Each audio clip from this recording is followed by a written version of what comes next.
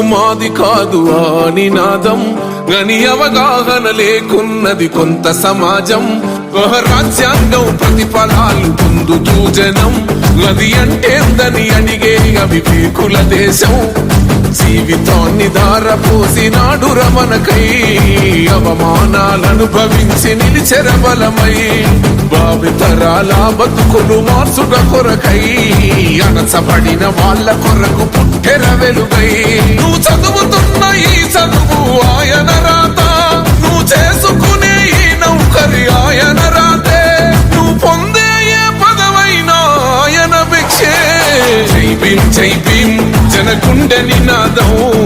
అందరం ఒకటై గెలవాలి సమాజం